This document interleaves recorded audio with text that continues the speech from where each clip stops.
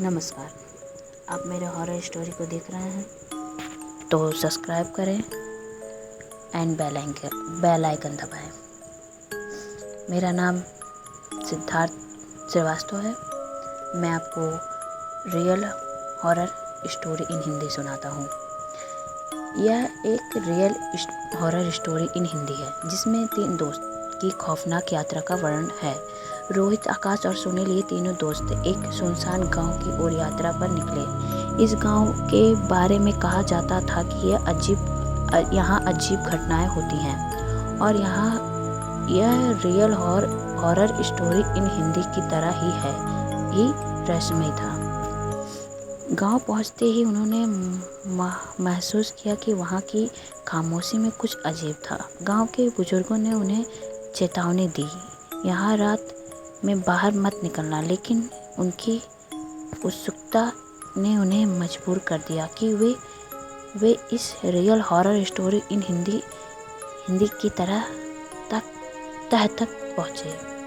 रात का समय आया और तीनों दोस्त ने गांव का जायजा लेने का फैसला किया। जैसे ही वे गांव के पुराने स्कूल के पास पहुंचे, उन्होंने देखा कि खिड़कियों से हल्की रोशनी आ रही है।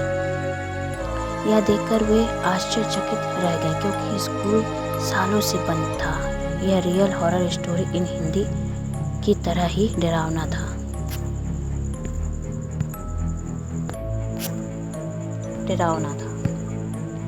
आवाज अब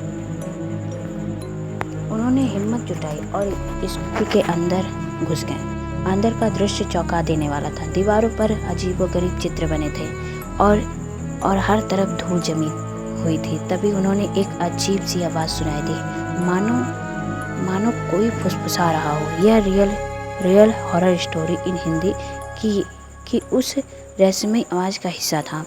आवाज़ का पीछा करते हुए वे स्कूल के तहखाने में पहुँचे। वहाँ का दृश्य और भी भयानक था।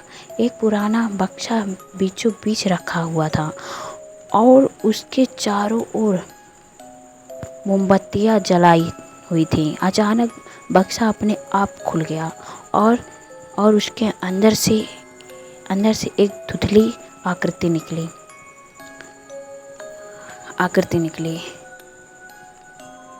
यह एक सबसे भयानक हिस्से की शुरुआत थी। दोनों दोस्त बुरी तरह डर गए, भागने लगे, लेकिन दरवाज़ा बंद हो चुका था। तभी आकृति ने बोला शुरू किया, तूने मेरी नींद में खलाल डाला है। अब तुम मेरे साथ यहीं रहोगे। यह सुनते ही उनका खून जम गया। इस में डर अब चरम पर था। आकृति धीरे धीरे उनकी ओर बढ़ने लगी। रोहित ने हिम्मत कर बक्से की ओर देखा तो उसमें एक पुरानी डायरी मिली।